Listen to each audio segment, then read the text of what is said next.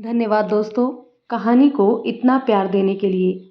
नमस्कार दोस्तों, स्वागत है आपका आपके अपने यूट्यूब चैनल मन अप स्टोरीज में। दोस्तों, कहानी चल रही है बिन चाही मोहब्बत।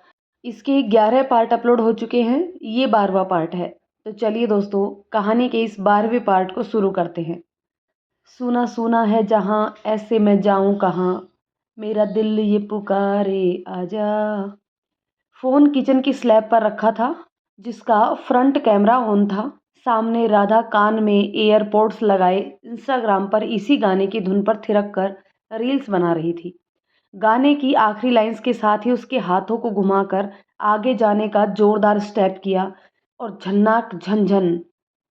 और इसी के साथ राधा का हाथ चाय छानने के लिए ट्रे में सजाई गई क्रॉकरी से टकराया और पूरा का पूरा सेट जमीन पर जोर की आवाज के साथ बिखर गया। उप्स! ये क्या हो गया? राधा ने इधर-उधर देखा और दाँतों तले उँगली दबा ली। तो ये था राधा का एज़ ए छोटी बहू ससुराल में पहला दिन।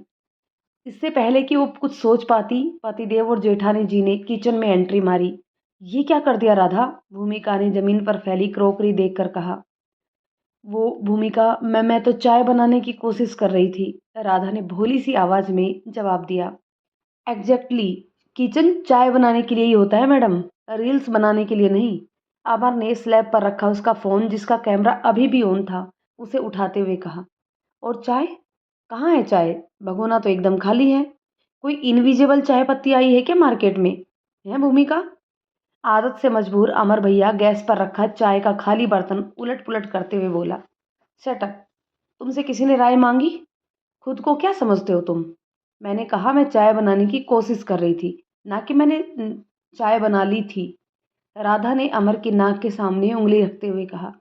अच्छा, यहाँ देखकर तो लग रहा है कि कोशिश सिर्फ रील्स बनाने की हो रही थी, चाय बनाने की नहीं। क्यों भूमिका, सही कह रहा हूँ ना मैं? अमर उंगलियों में राधा का मोबाइल नचा रहा था। भूमिका नीचे फैले क्रॉकरी के टुकड़े बटोरते हुए बोली।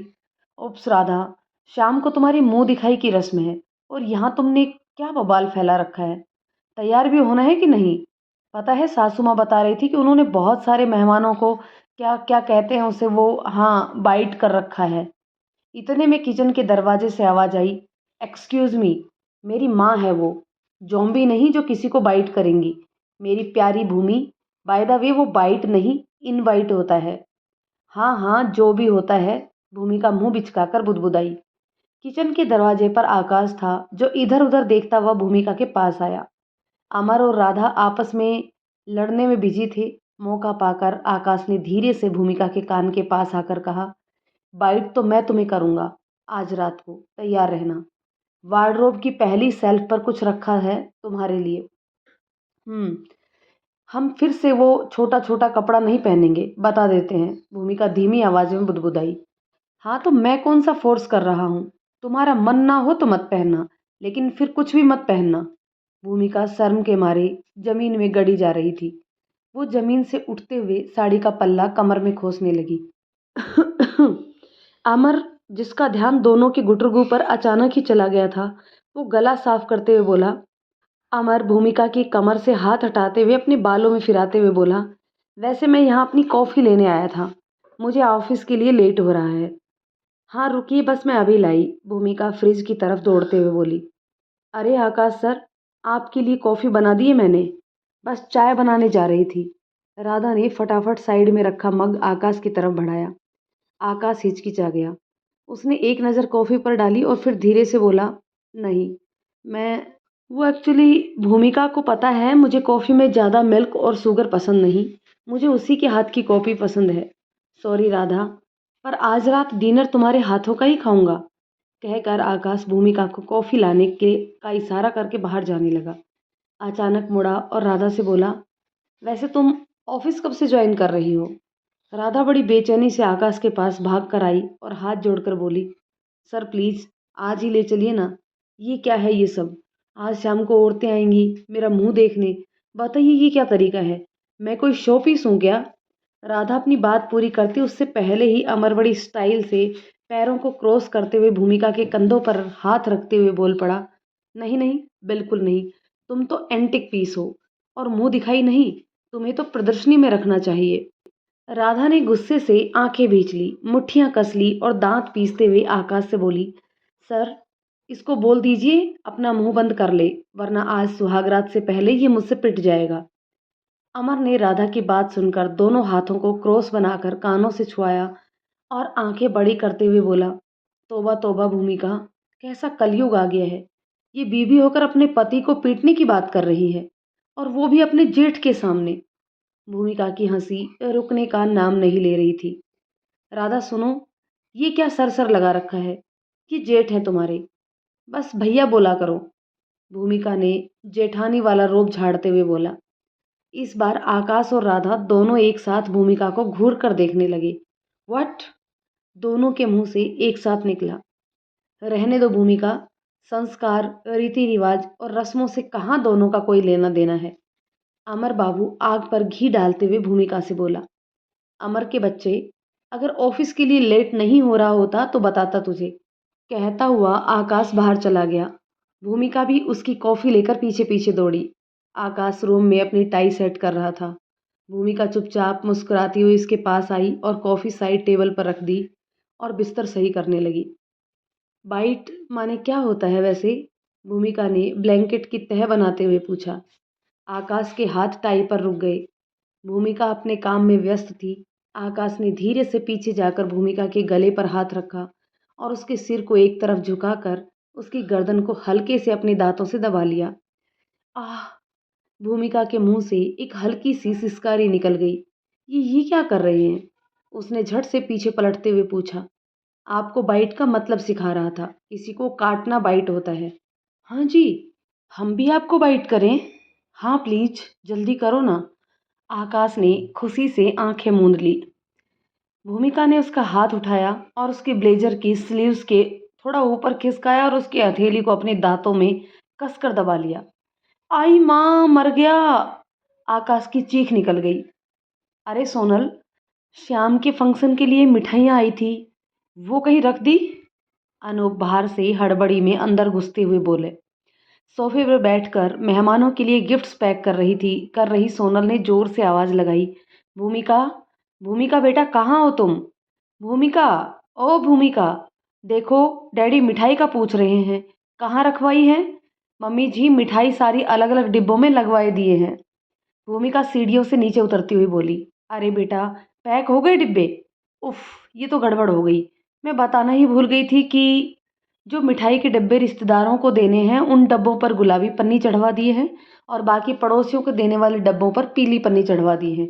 दोनों अलग अलग कमरों में भी रखवा दिए हैं, जिससे कोनो गड़बड़ ना हो जाए।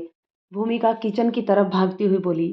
मम्मी जी, हलवाई को शाम के खाने का जो वो क्या बोलते हैं, मोनू मानू ना मानू, मेन्यू। भूमिका बेटा, मेन्यू। हाँ हाँ वही, मेन्यू का सामान और निकलवा दे, फिर आते हैं आपके पास। भूमिका ने अपने सर पर टिप मारी और रसोई में घुस गई। सोनल अनूप की तरफ देखकर मुस्कुराई। अनूप भी हंस दिए और सोनल के करीब आकर बैठ गए। लो भाई, आपकी बहू ने तो आपके हिस्से की आधी टेंशन अपने सिर पर ले ली है। थैंक यू बोलना चाहिए तुम्हें भगवान को। जाइए, आप भी ना नज़र मत लगाइए मेरी बच्ची को। सोनल झूठी नाराजगी जताते हुए बोली। वैसे सच कहूँ तो भूमिका ना हो तो मुझे तो अब आधी चीज़ें ही याद नहीं रहती। हाँ मैडम, अब उम्र जो हो गई है आपकी, भूलना भुलाना तो लगा ही रहता है। हाँ, और आप तो हमेशा जवान ही रहेंगे जैसे। सोनल ने अनूप को चिढ़ाते हुए कहा। आपके लिए तो हमेशा जवान ही रहेंगे मैडम। आजमाना चाहोगी क्या? अनूप ने सोनल को छेड़ा। हटो जी, आपको तो कोई काम है नहीं, मुझे तो करने दीजिए। सोनल शर्मा गई। पोते पोती खिलाने की उम्र में खुद बच्चा बन रहे हैं। इधर भूमिका किचन में हलवाइयों को कुक की तरह लंबे चौड़े इंस्ट्रक्शंस दे रही थी। देखो, दाल मखनी में तड़का खड़े मसालों के साथ ही लगाना और बड़े बनाने के लिए पिसी दाल को सही से फेंट लेना। बड़े फूले नहीं तो हमसे बुरा कोई नहीं होगा। और मीठे में रसगुल्ले के साथ साथ मूंग का हलवा भी बना देना। भूमिका ने एक एक करके सारी ज़रूरत की चीज़ें उसे गिनवा दी। बाहर जाने के लिए मुड़ी ही थी। मम्मी जी, न जाने काहे हलवाई लगा दी है, इतना खाना तो हम खुद ही बना लेते। आकाश भी अमर की शादी के चलते काफ़ी दिनों बाद ऑफिस गया था। पूरे ऑफिस में सभी उसे उसके छोटे भाई की शादी के लिए बधाइयाँ दे रहे थे। अपने सारे ऑफिस में सोलंकी फैमिली ने महंगी से महंगी मिठाइयाँ और गिफ्ट्स पैक करवाए। आखिर इससे ज़्यादा खुशी का मौका क्या होगा। इतने दिनों बाद ऑफिस आना आकाश को बिल्कुल भी अच्छा नहीं लग रहा था। भूमिका के बिना अब उसका कहीं भी मन नहीं लगता था। थोड़ी देर अपने सबऑर्डिनेट से काम के बारे में बातचीत करने के बाद उसने ऑफिस असिस्टेंट को कॉल करके कॉफ़ी लाने को बोला और केबिन बंद कर लिया। अपनी चेयर पर बैठकर आकाश ने अपने बैग से एक छोटा सा फोटो फ्रेम निकाला। फ्रेम में उसकी और भूमिका की फोटो थी, जिसमें भूमिका खूबसूरत गुलाबी बनारसी साड़ी में सजी हुई थी और आकाश वाइट कुर्ते में खूब फब रहा था। भूमिका झुककर आकाश के गले को चूम रही थी। दरअसल वो तस्वीर खींचने से ठीक पहले आकाश जमीन पर बैठा उसकी साड़ी की उलझी हुई प्लेटें ठीक कर रहा था और भूमिका को उस पर प्यार आ गया। बस फोटोग्राफर ने झट से कैमरे में कैद कर लिया और आकाश ने इस छोटे से फोटो फ्रेम में ये तस्वीर अमर और राधा की शादी में खींची गई थी। कई मिनट तक बिना पलक झपकाए आकाश उस तस्वीर को निहारता रहा। सिकवा करने गए थे और इबादत सी हो गई। तुझे भूलने की जिद थी मगर तेरी आदत सी हो गई। आकाश ने भूमिका को कॉल लगाया। बेचारी हमेशा की तरह इस बार किसी काम में ही उलझी थी। जी तो बहुत किया कि झट से फोन उठा ले, लेकिन शाम होने पर थी और मेहमानों का आना ऑलमोस्ट शुरू होने वाला था। और इस समय पतिदेव का कॉल उठाना मतलब फेविकोल लगाकर चिपक जाएंगे वो फोन से। ना ना, इसलिए बूझे मन से उसने कॉल काट दी।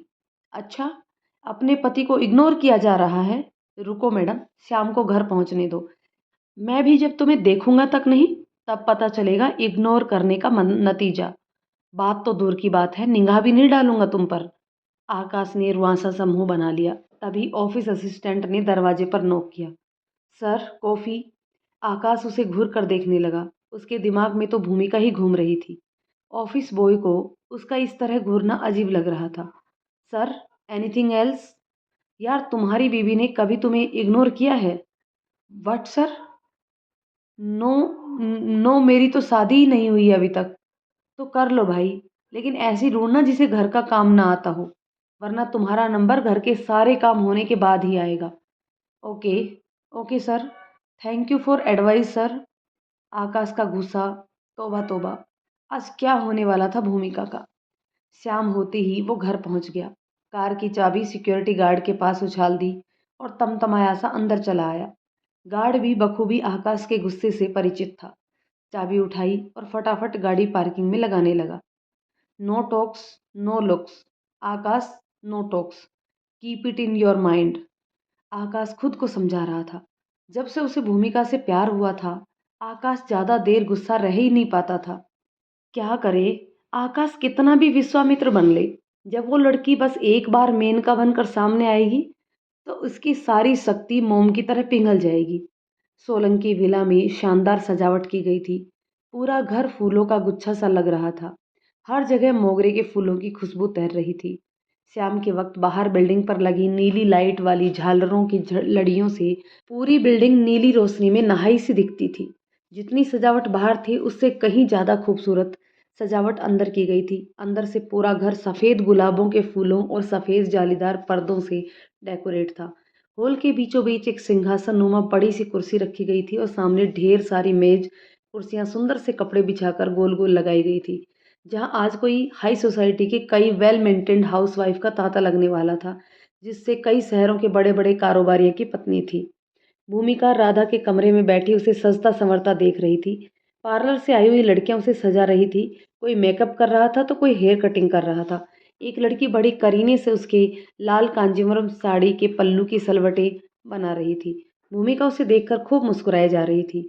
उसकी मुंह दिखाई पर भी सब कुछ ऐसा ही हुआ था। भूमिका यार, ये नेल पेंट तो मेरी साड़ी से मैच ही नहीं कर रहा। राधा ने गुस्से से अपने हाथ भूमिका को दिखाते हुए कहा। अरे, इस रंग की नाखूनी तो हमारे पास है, तुम इसे बिगाड़ दो, हम अभी अपने कमरे से दूसरी लेकर आते हैं। भूमिका उठकर बाहर जाने को हुई कि उसके कानों में किसी की धीमी धीमी हंसी सुनाई दी।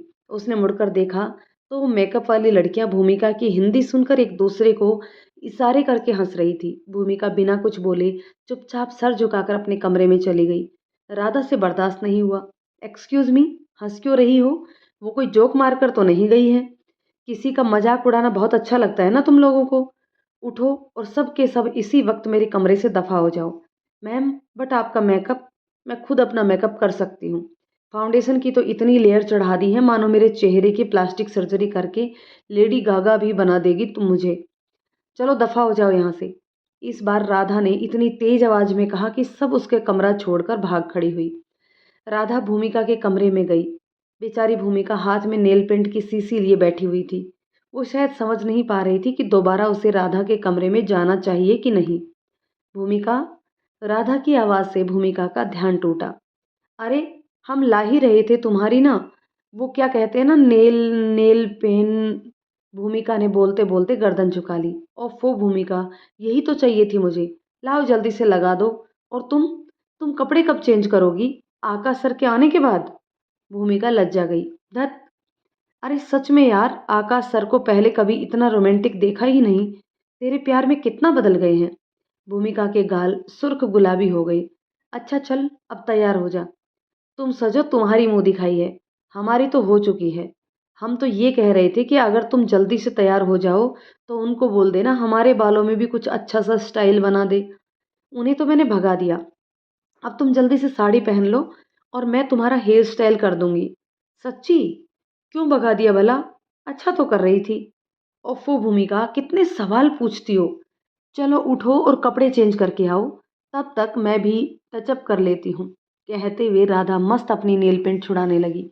राधा की मस्ती देखकर कोई नहीं कह सकता था कि अभी 2 दिन पहले इस लड़की का बहू के रूप में गृह प्रवेश हुआ है। इधर आकाश घर के अंदर आया तो औरतों का जमावड़ा शुरू हो चुका था। एक दो जान पहचान की आंटियों से हाय हेलो करने के बाद उसे ऊपर अमर खड़ा दिख गया। उसने धीरे से ऊपर बार की तरफ इशारा किया और इशारों में ही कहा, पीने चलोगे? आकाश की आंखों में तो पूरा इंद्रधनुष चमक गया। उसने जोर से हाँ में सिर हिलाया, लेकिन तभी उसे कुछ याद आया और उसने उंगलियों के इशारे से ही उससे पूछा, मेरी बीवी कहाँ है? अमर ने उसके कमरे की तरफ इशारा करते हुए कहा, मेरी बीवी के साथ। आकाश ने दोनों हथेलियां खोलकर हिलाते हुए पूछा, क्या कर रही हैं? अमर ने चेहरे पर ब्रश चलाने का इशारा करते हुए बोला, दोनों सज रही हैं। वाह, चल फिर। आकाश दौड़ते हुए सीढ़ियां चढ़कर बार में चला गया। भाई, पता नहीं आजकल आपको देखकर मुझे इतनी खुशी क्यों होती है। क्योंकि तेरा 4 दिन की चांदनी वाला पीरियड स्टार्ट हुआ है ना। अभी ऐस कर ले, फिर अंधेरी रातों से गुजरने का एक्सपीरियंस भी शेयर जरूर करना मेरे भाई। दोनों ने वोदका शॉट से चीयर किया। डैड कहाँ है? आकाश ने एक घूंट में गिलास खत्म करते हुए पूछा। डैड आज तो नीचे ही मेहमानों को ग्रीट कर रहे होंगे।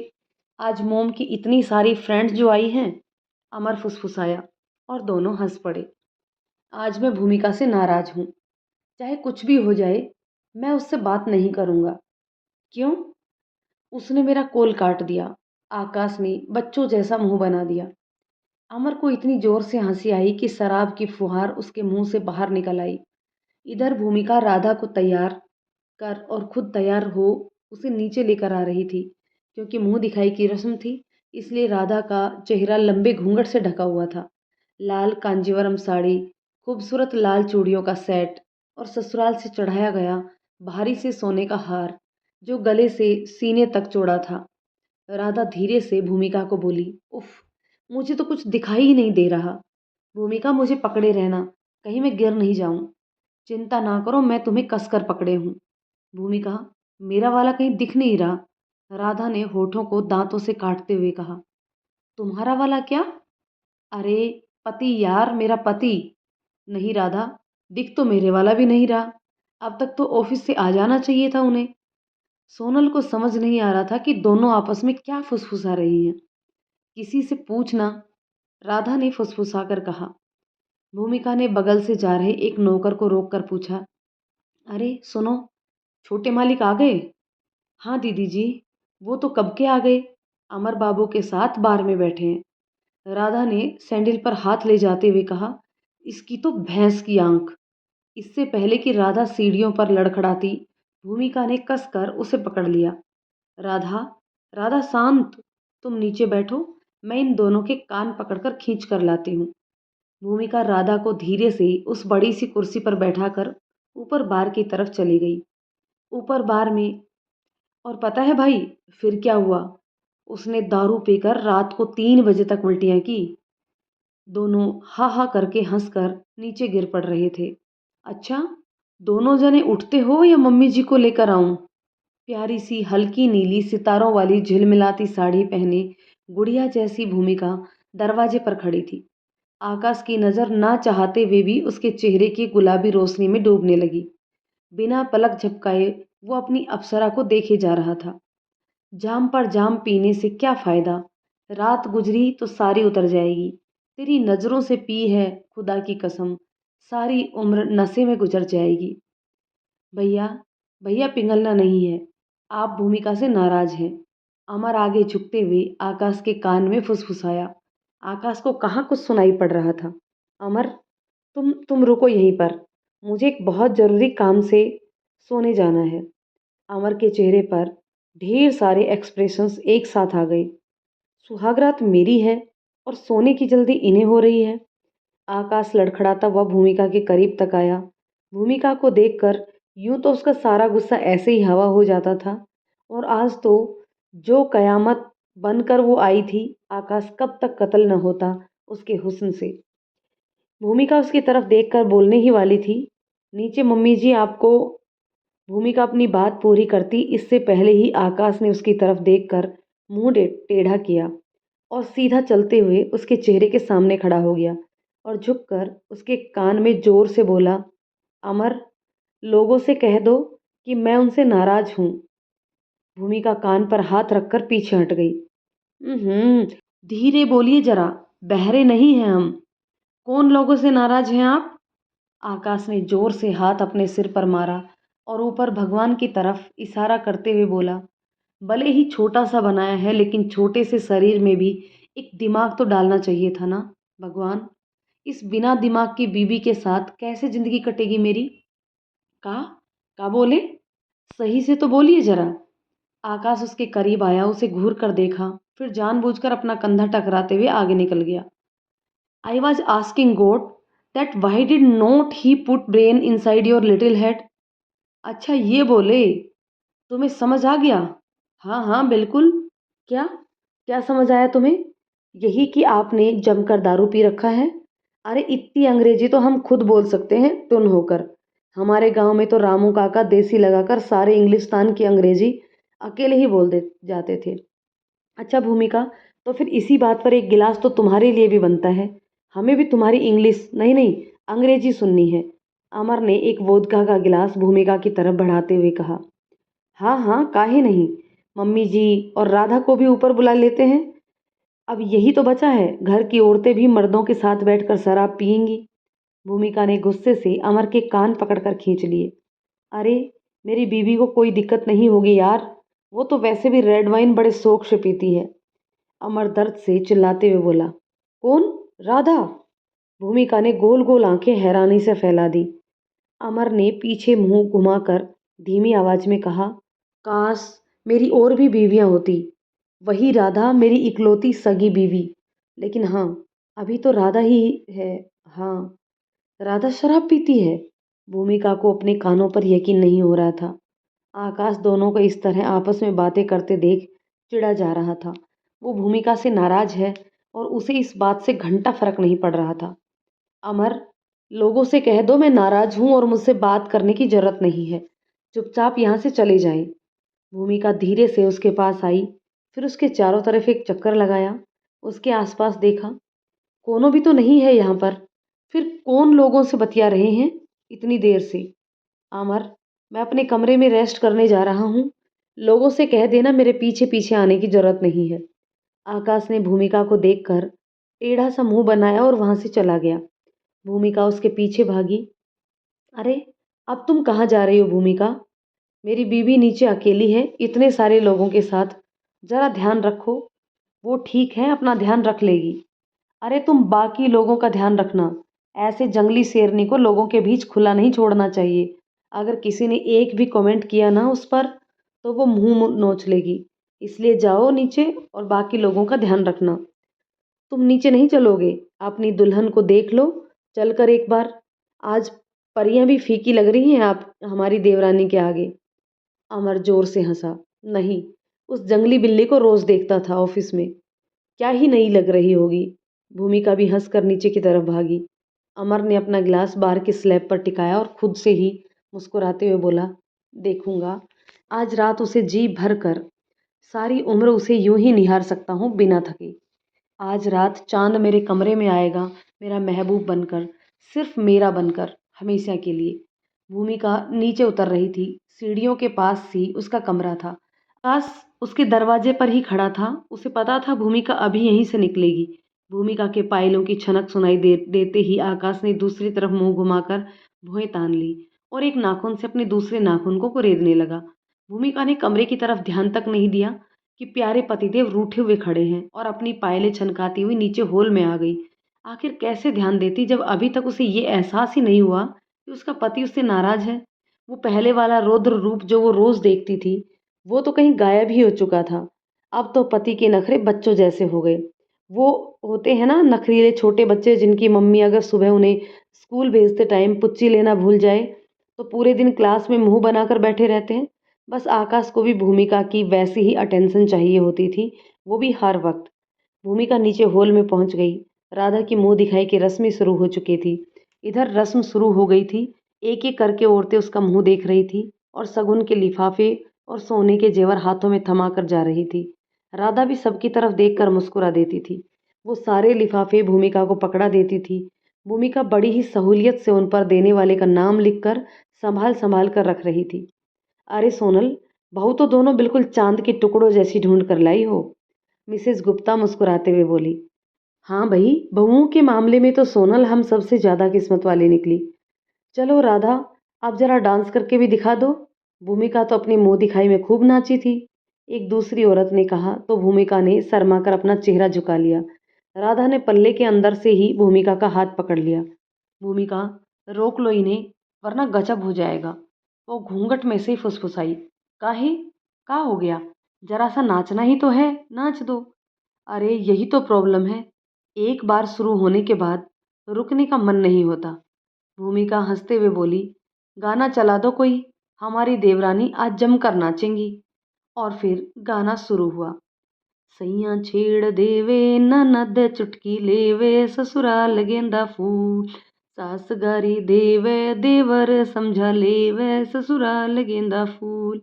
नीचे खूब शोर शराबा हो रहा था। ऊपर कमरे में आकाश का फोन कई बार बज चुका था। वो बाथरूम में होने की वजह से फोन सुन नहीं पाया। बाहर निकलकर उसने देखा जुनेजा कंस्ट्रक्शंस की 15 मिस्ड कॉल पड़ी थी। ओ सिट, आज तो जुनेजा को टेंडर रिपोर्ट्स भेजनी थी और टेंडर की रिपोर्ट्स तो, oh sit sit sit, how can I forget that. Akash हड़बड़ाए से नीचे उतरा। हॉल में राधा ने खूब रंग जमा रखा था। थिरक थिरक कर वो और भूमिका खूब नाच रही थी। राधा, राधा। आकाश धड़धड़ाते हुए नीचे उतरा और सीधा राधा के पास जाकर रुका। गाना बंद हो गया। Yes sir. Sorry Radha, but तुम्हें अभी की अभी जुनेजा की टेंडर रिपोर्ट्स की फाइल मुझे भेजनी होगी। अभी सर? राधा ने धीरे से घूंघट के अंदर से ही बोला। हाँ, अभी की अभी, इसी वक्त। शादी के चक्कर में मैं तुम्हें बताना ही भूल गया कि आज टेंडर फाइनल होना है। 500 करोड़ का नुकसान हो जाएगा अगर आज ही रिपोर्ट्स ना भेजी तो।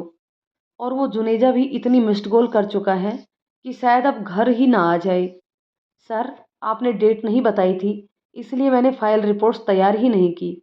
ओह, बुलशिट, मेरी किस्मत ही खराब है। आकाश ने दोनों हाथों से सिर पीट लिया। सर, अगर आप आज रात का टाइम मांग ले तो मैं रात भर में रिपोर्ट तैयार कर लूँगी। आप सुबह ही जुनेजा सर को भेज दीजिएगा। राधा ने बहुत धीरे से घूंघट में कहा। नहीं, अपने ऑफिस का काम ऑफिस में ही कीजिएगा, समझे। आज उन दोनों का शादी का पहला रात है और आप आज रात भी दोनों को अलग रखेंगी। भूमिका गुस्से से बोली। कोई बात नहीं भूमिका, मैं कर लूँगी। वैसे भी मुझे ये पहले ही कर लेना चाहिए था। सब मेरी ही गलती है। भूमिका राधा के करीब गई और कान में फुसफुसा कर बोली, नहीं, आज नहीं, बिल्कुल नहीं। तुमको क्या, हमारे देवर बेचारे आज की रात तारे गिन गिन कर गुजारेंगे क्या? सोनल ने भी भूमिका की हाँ में हाँ मिलाई। भूमिका सही कह रही है। तुम दोनों बचे हुए काम को कल ऑफिस में करना। आज राधा सुबह की थकी हुई है। आज उसने रसोई में भी काम किया है। अब उसे भी आराम चाहिए या नहीं? पर मॉम टेंडर। सोनल गुस्से में आकाश से बोली, जुनेजा को तुम्हारे डैड संभाल लेंगे। अमर और राधा को कम से कम आज तो आराम करने दो। आकाश बिना कुछ बोले वहां से चला गया। माहौल थोड़ा सा भारी हो गया था। राधा सर झुकाए पल्ला किए वहीं खड़ी रही। भूमिका ने माहौल को हल्का फुल्का करने के लिए दोबारा गाना बजा दिया और राधा का हाथ पकड़कर सबके बीच खींच लिया और नाचने लगी। आकाश सीढ़ियों पर चढ़ रहा था। अचानक उसके कान में गाने की आवाज पड़ी तो उसने नीचे झांक कर देखा। हॉल में भूमिका अपनी पूरी मस्ती से डांस कर रही थी। जैसे किसी चाबी वाली गुड़िया में चाबी भर दी जाए तो वो खूब गोल गोल घूमती है। और आकाश उसे देखकर बच्चों की तरह खुश हो रहा था। इसको मेरी नाराजगी की कोई फिक्र ही नहीं है। कहाँ तो एक बार मैं गुस्सा होता था तो ये रो रो कर सारा आसमान सिर पर उठा लेती थी। आकाश मन ही मन मुस्कुरा रहा था। नीचे हर कोई भूमिका की तारीफ करते नहीं थक रहा था। लेकिन कहते हैं ना, खीर का स्वाद खराब करने को एक ही कंकड़ काफी होता है। वहीं बैठी मिसेस गोयल हंसते हुए सोनल से बोली, अरे अब तो 2 साल होने को होंगे आकाश की शादी हुई। क्या बात है, भूमिका ने अब तक कोई खुशखबरी नहीं सुनाई। सब ठीक तो है ना बहू बेटे के बीच। सोनल को ये बात बहुत बुरी लग गई। अरे मिसेस गोयल, आजकल के बच्चे हैं, जब उनका मन चाहेगा तो कर लेंगे। ऐसी भी क्या जल्दी है बच्चे की। लेकिन आकाश और भूमिका के बीच पहले चल रहा मनमुटाव किसी से छुपा नहीं था। आकाश इन्हीं लोगों के घर में होने वाली किसी भी पार्टी या फंक्शन में भूमिका को अपने साथ नहीं ले जाता था और इन तेज निगाहों वाली औरतों से कुछ भी छिपता नहीं था। वो सब समझती थी कि भूमिका आकाश को फूटी आंख भी नहीं भाती है। अब उनको ये समझाना बड़ा मुश्किल था कि वही आकाश अपनी बीबी के पीछे दीवाना बना फिरता है। अरे आप तो बुरा मान गई मिसेस सोलंकी। मैं तो बस यूं ही पूछ रही थी। मिसेस गोयल तिरछी मुस्कान डालकर अपनी भारी सी कमर उठाकर दूसरी तरफ चल दी। दूसरी कुर्सी पर मिसेस गुप्ता बैठी हुई थी। दोनों ने एक दूसरे को आंख मारी और फिर फुसफुसाहटते हुए बोली, अब आप ही बताइए मिसेस गुप्ता, मैंने कुछ गलत कह दिया क्या। मिसेस सोलंकी तो यूं ही बुरा मान गई। अरे नहीं नहीं, थोड़ा बहुत तो मुझे भी समझ आता है। आखिर भूमिका और आकाश के स्टैंडर्ड में फ़र्क भी तो कितना ज़्यादा है। कहाँ वो राजकुमार जैसा और कहाँ ये गंवार। इसमें बेचारे आकाश की क्या ही गलती है। मैंने तो अपनी बेटी अंकिता का आकाश के लिए रिश्ता भेजा था। अरे आपको पता है, मैसाचुसेट्स से इंजीनियरिंग करी है मेरी लड़की ने। माइक्रोसॉफ्ट में जॉब कर रही है। कम से कम आकाश के साथ चलती तो लगता कि हाँ कोई जोड़ी है। लेकिन मिसेस सोलंकी की तो मती ही मारी गई थी। मेरी बेटी को ना कर दिया, अब गांव की गंवार उठा लाई। दोनों फिसफिसाते हुए हंस पड़ी। हाँ बताओ, अपनी अंकिता कितनी सोफिस्टिकेटेड है और कहाँ ये जाहिल, कैसे फूहड़ों की तरह नाच रही है।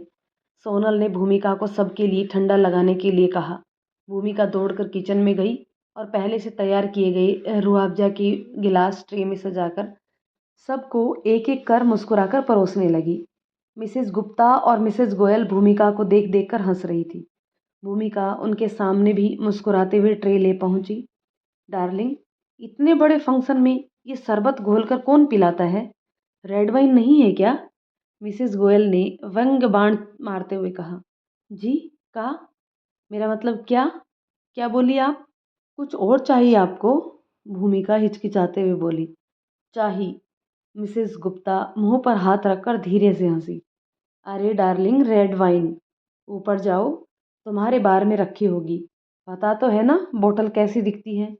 वरना रेड वाइन की जगह ब्रीजर पिलाकर चलता ना कर देना। हाँ हाँ करके दोनों हंसने लगी। मिसेस गोयल ने भूमिका को नीचा दिखाते हुए कहा, ओह मिसेस गोयल, अब अगर आकाश जैसे पीने के शौकीन आदमी की बीवी को रेड वाइन भी नहीं पता हो तो इससे ज़्यादा खराब किस्मत उसकी कैसे हो सकती है। भूमिका हिचकिचा गई। मेहमान उससे शराब मांग लेंगे इसका उसे अंदाजा भी नहीं था। पर अगर उसने ना ला कर दिया तो परिवार की बदनामी होगी। वो अच्छे से जानती थी अनूप के भी कई मेहमान आते हैं, उन्हें शराब परोसी जाती है। अगर उसने इन लोगों को मना कर दिया तो कहीं सास या ससुर जी नाराज ना हो जाए या आकाश उस पर गुस्सा ना करने लगे। भूमिका दौड़कर अपने कमरे में आकाश के पास पहुंची। सुनिए, वो नीचे, चुपचाप यहाँ से जाओ, मुझे तुमसे बात नहीं करनी। आकाश मुंह घुमाकर बोला, हाँ ठीक है, लेकिन अभी। आकाश ने दरवाज़ा बंद कर लिया और मुड़कर हंसने लगा। उसे लगा था भूमिका फिर से दरवाज़ा जरूर खटखटाएगी। भूमिका को लगा कहीं उसे शराब ले जाने में देर ना हो जाए और मेहमान नाराज ना हो जाए, इसलिए वो चुपचाप सीढ़ियों पर चढ़ते हुए बार के सामने खड़ी हो गई। आज तक वो इस कमरे के अंदर कभी नहीं गई थी। सामने रोशनी में चमचमा रहे रैक पर एक से एक महंगी और पुरानी शराब की बोतलें सजी हुई थी। सारी बोतलों पर अंग्रेजी में नाम लिखा था। सबका रंग भी अलग अलग था। शराब को उसने आज तक छुआ भी नहीं था। उसके हाथ कँप-कँपा रहे थे, लेकिन आज उसके पति की इज्जत का सवाल था। भूमिका बिना कुछ सोचे बार के अंदर चली गई, पल्लू को कसकर मुंह पर दबा लिया, कांपते हुए हाथों से एक बोतल को छुआ। इनमें से वो बोतल कौन सी होगी जो उन्होंने मंगवाई है? भूमिका उसके नाम पढ़ने की कोशिश कर रही थी। वो सारे अंग्रेजी इस्तेमाल कर जितनी उसे आती थी। अब भूमिका वो नाम भी भूल चुकी थी जो उन्होंने बताया था। र से था कुछ का नाम था, याद ही नहीं आ रहा। भूमिका ने एक दो बोतलें उठाकर देखा। RUM, रूम, यही मंगवाया होगा। भूमिका ने बोतल उठाई और नीचे की तरफ दौड़ी। मिसेस गुप्ता और गोयल अभी भी आपस में खुसर फुसर कर हंसे जा रही थी। भूमिका बोतल लेकर उसके पास आई। मिसेस गोयल की हंसी छूट गई। डार्लिंग, रेड वाइन बोली थी, तुम तो रम ले आई। तुम्हें पता नहीं क्या हाई सोसाइटी की औरतें रेड वाइन पीती हैं? क्या आकाश ने तुम्हें बताया नहीं? नहीं, वो हम शराब नहीं पीते, इसलिए हमें नहीं पता। भूमिका मुस्कुराकर बोली, ओह पुअर बेबी, तो क्या तुम नाम भी नहीं पढ़ पाती? रेड वाइन और रम की स्पेलिंग में फ़र्क करना भी नहीं आता? कैसे करेगी बेचारी? मिसेस बत्रा ने बताया था कि वो अनपढ़ है। इसके बाप ने फर्जी BA करवाया इसे, वो फुसफुसाकर बोली। लेकिन भूमिका ने साफ सुन लिया। अनपढ़ नहीं है हम, हिंदी पढ़ लेते हैं। अंग्रेजी बहुत अच्छी नहीं। भूमिका का गला भर आया। बस इतनी बेइज्जती काफ़ी थी। इससे ज़्यादा वो बर्दाश्त नहीं कर सकती थी। वो पीछे मुड़ी और अपने कमरे की तरफ भागी। उसने दरवाज़ा खटखटाया। दोस्तों, कहानी के इस पार्ट को यहीं रोकते हैं। मिलते हैं कहानी के एक और पार्ट में। तब तक ये कहानी आपको कैसी लगी कमेंट करके ज़रूर बताइएगा। यदि कहानी पसंद आई तो इसे लाइक और शेयर कर दीजिए। यदि चैनल पर आप पहली बार आए हैं तो प्लीज़ चैनल को सब्सक्राइब ज़रूर कर लीजिए। तो चलिए दोस्तों, मिलते हैं कहानी के एक और पार्ट में। तब तक के लिए शुक्रिया।